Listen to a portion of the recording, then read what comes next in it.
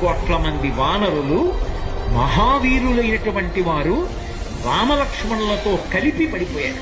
ఒక్క వానరుడు యుద్ధభూమిలో లేచి తిరుగుతున్నవాడు లేడు. ఇంద్రజిత్ శక్తి తెలుసు కాబట్టి విభీషణుడు వెళ్ళిపోయాడు, దొరకలేదు. స్వామి హనుమ ఏ అస్త్రము చేత బంధింపబడదు కాబట్టి హనుమ ఒక్కరే ఉన్నారు. అందరిలో పెద్దవాడు, బ్రహ్మ యొక్క అంశలో వచ్చినవాడు జాంబవంతుడు నేల మీద పడిపోయి ఉన్నాడు. విభీషణుడు కాగడా పట్టుకుని అడిగాడు, తాతా కుశలమేనా అని అడిగాడు. వానరులలో శ్రేష్ఠుడైన హనుమ బ్రతికి ఉన్నారా అని అడిగాడు జాంబవంతుడు. విభీషణుడు అన్నాడు, తాత నువ్వు అడగవలసినది రామలక్ష్మణులు కుశలముగా ఉన్నారా అని అడగాలి. హనుమ కుశలముగా ఉన్నారా అని అడిగారేం తాత అని అడిగారు. మొత్తం వానరులు రామలక్ష్మణులతో కలిసి పడిపోయినా కూడా నష్టం లేదు. హనుమ ఒక్కరు బ్రతికి ఉంటే మళ్ళీ అందరూ బ్రతుకుతారు. అందరూ బ్రతికి ఉన్నా హనుమ ఒక్కరు పడిపోతే బ్రతికి ఉన్న వీళ్ళందరూ పడిపోతారు.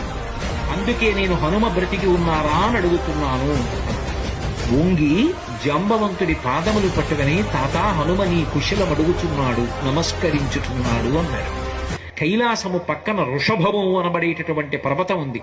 అక్కడ పరమశివుడు తన యొక్క త్రిశూలాన్ని ధనస్సుని నిలబెడతాడు. అక్కడే ఆదిశేషుడు ఉంటాడు. రెండు పర్వతముల మధ్యలో ఓషధీ పర్వతం ఉంది. ఆ ఓషధీ పర్వతంలో 4 ఓషధులున్నాయి. మృత సంజీవని, విశల్యకరణి, సువర్ణకరణి, సంధానకరణి అని 4 ఉన్నాయి. ఆ 4 ఓషధులు తీసుకురావాలి. నువ్వు వెంటనే ఆ ఓషధులు తీసుకొస్తే వానరులు బ్రతుకుతారు. ఒక బుదుటున బయలుదేరి కైలాస పర్వతం దగ్గరికి వెళ్ళిపోయారు. ఈ స్థానములన్నీ చూశారు. వృషభ పర్వతం దగ్గరికి వెళ్ళారు.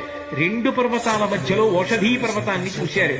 ఓషధీ పర్వతం హనుమ వస్తున్నారు, ఓషధుల్ని తీసుకెళ్లిపోతారని కనపడకుండా వాటిని దాచింది.